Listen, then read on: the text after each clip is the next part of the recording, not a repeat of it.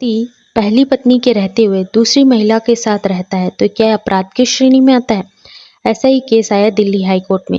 Case का नाम है सुरेश कुमार नीलाबंसन कृष्ण का यह केस है।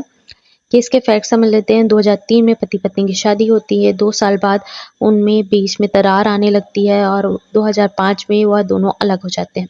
उस समय देखा जाता है कि पत्नी पहले तो अपने भाइयों को बुलाकर पति को मार खिलवाती है और जब भी उनके जो पिता हैं और उनके फैमिली है उन्हें बुरी तरीके से बिहेव करते हैं, उन्हें मारने पीटने की धमकी देते हैं और उनसे बुरा बर्ताव करते हैं। हिंदू मैरिज एक्ट 1955 सेक्शन 13(1) के अंतर्गत आईपीसी के सेक्शन 506 के अंतर्गत पति ने केस किया, जिसके अंतर्गत उन्हें सजा भी हुई और अब वह चाहते हैं कि मैं अपनी पत्नी के साथ ना रहूं और उन्होंने केस फाइल किया कि अब मैं उनके साथ नहीं रहना चाहता और मुझे तलाक चाहिए। और फैमिली कोर्ट में उन्होंने पिटीशन फाइल की कि मुझे अब तलाक चाहिए। तलाक का नोटिस आने पर पत्नी ने दिल्ली हाई कोर्ट में पिटीशन फाइल किया कि इसे तलाक नहीं मिलना चाहिए, इसे सज़ा मिलनी चाहिए। उनका कहना है कि पहले तो उनकी जो माँ है वह मुझे दहेज के लिए प्रताड़ित करती है और उनकी माँ ने मेरा ज़बरदस्ती अबॉर्शन करवाया। जब मेरा बच्चा अच्छा खासा था, उसे मारने के लिए वह एक दवा लाती है और मुझे ज़बरदस्ती खिला देती है, जिसके कारण मेरा अबॉर्शन हो जाता है। तो इसी को लेकर और सेकंड यह है कि मेरे पति मेरे रहते हुए दूसरे रहते हैं, उनके साथ शारीरिक संबंध बनाते हैं और उन्हीं के साथ रहना चाहते हैं। तो इसी के अंतर्गत उन्हें सज़ा होनी चाहिए। तो दिल्ली हाई कोर्ट का यह कहना है कि अगर आपके साथ में कुछ गलत हुआ है तो क्या आपके पास में कोई एविडेंस है? क्या आपको दवा खिलाई गई वह एविडेंस आपके पास मौजूद है? तो महिला के पास कोई एविडेंस नहीं था।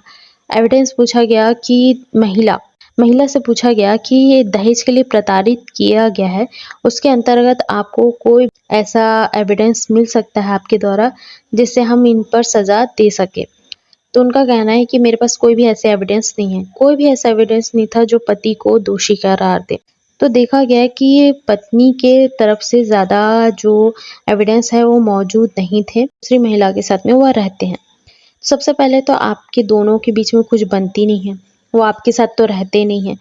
और उसके बाद जब उन्होंने पिटीशन फाइल की, मतलब पिटीशन फाइल कर दी है, तलाक के लिए प्रोसेस चल रही है। उसके बाद वह दूसरी पत्नी के साथ रहते हैं, मतलब पत्नी नहीं बनी, उनकी दूसरी महिला के साथ में रहते हैं। तो इस जगह पर गलत कैसे हो सकता है? तो डिवोर्स को तो कैंसल नहीं किया जा सकता, जैसे आपकी डिमांड थी कि डिवोर्स को कैंसल हो जाए। आपके पास ऐसा कोई भी एविडेंस नहीं है। तो दिल्ली हाई कोर्ट का यह कहना है कि वह जो महिला है, उनके साथ में वह रह रहे हैं, उनको कोई दिक्कत नहीं है और उन्होंने डिवोर्स के लिए फाइल कर दिया है फैमिली कोर्ट में, तो कुछ टाइम में डिवोर्स भी हो जाएगा और कोई भी ऐसी दिक्कत नहीं है उस महिला को जिसके साथ वह रह रहे हैं। तो दिल्ली हाई कोर्ट का यह इंटरेस्टिंग तरीके से जजमेंट लिया गया। बट ऐसा नहीं है कि अगर आपकी शादी हो चुकी और उसके बाद आप दूसरी पत्नी के साथ रहना चाहते हो, इस केस में तो दे दिया गया जजमेंट कि वह रह सकते हैं। बट कभी भी ऐसे कंडीशन में देखा जाता है टर्म्स एंड कंडीशन, हर जजमेंट को हम हर जगह अप्लाई नहीं कर सकते। इस केस के अंतर्गत जजमेंट ले भी लिया गया कि ठीक है वह दूसरी वाइफ के साथ रहते हैं, बट लीगली तरीके से देखें तो अभी भी पहली वाइफ को ही लीगल माना जाएगा और वह जिसके साथ भी रिलेशन में है उसे एक रिलेशनशिप में देखा जाएगा, ना कि उन्हें पर्सनल तरीके से उनकी वाइफ माना जाएगा, क्योंकि उनके साथ में अभी तक डिवोर्स नहीं हुआ है।